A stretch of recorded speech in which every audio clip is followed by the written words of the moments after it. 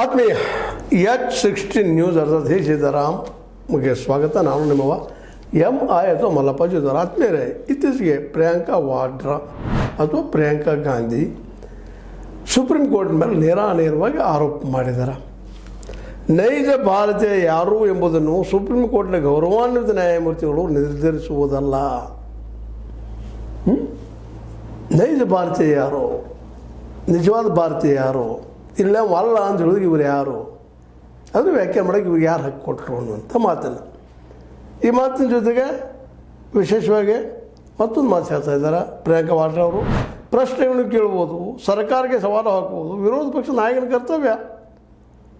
ನನ್ನ ಸಹೋದರ ಸೇನೆಯ ವಿರುದ್ಧ ಎಂದೂ ಏನನ್ನೂ ಮಾತನಾಡಿಲ್ಲ. ಸೇನೆಯ ಬಗ್ಗೆ ಅಪಾರ ಗೌರವ ಹೊಂದಿದ್ದಾರೆ. ಆದ್ದರಿಂದ ಇದು ತಪ್ಪು ವ್ಯಾಖ್ಯಾನವಾಗಿದೆ.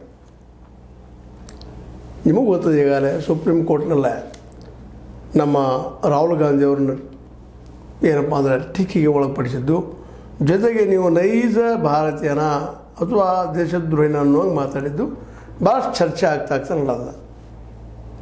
ಇಲ್ಲೇ ಅವ್ರು ಕೇಳಿದ ಪ್ರಶ್ನೆ ಏನು, ರಾಹುಲ್ ಗಾಂಧಿ ಅವರು, ಅದು ಭಾರತ್ ಜೋಡೋ ಸಂದರ್ಭದಲ್ಲೇ ನಡೆದಂಥದ್ದು. ಭಾರತ್ ಜೋಡೋ ಸಂದರ್ಭದಲ್ಲೇ ರಾಹುಲ್ ಗಾಂಧಿ ಅವರು ಅಲ್ಲೇ 20 ಜನ ತೀರ್ಕೊಂಡ್ರು ಅಂತೇಳಿ ಏನಪ್ಪ ಅಂದ್ರೆ ಟೀಕೆ ಮಾಡೋ ಜೊತೆಗೆ ನಮ್ಮ ಒಳಗೆ 2,000 ಕಿಲೋಮೀಟ್ರ್ ಒಳಗೆ ಬಂದಿದ್ದಾರೆ ಅಂತ ಹೇಳಿದರು. ಅದಕ್ಕೆ ಏನು ದಾಖಲಾತಿ ಕೊಡ್ರಿ ಅಂತ ನಮ್ಮ ಸುಪ್ರೀಂ ಕೋರ್ಟ್ ನಮ್ಮ ನ್ಯಾಯಾಧೀಶರು ಕೇಳಿದರು. ಅದಕ್ಕೆ ಆಡಿದಾಗ ಉತ್ತರ ಕೊಡಲಿಕ್ಕೆ ಆಗಲಾರದನೋ ಮತ್ತೆ ಕಾರಣಕ್ಕೋ ನಿಮಗೇನು ಗೊತ್ತಿಲ್ಲ, ನೀವು ನೋಡಿದ್ದೀನು, ಎಲ್ಲನೂ ನೋಡಬೇಕು.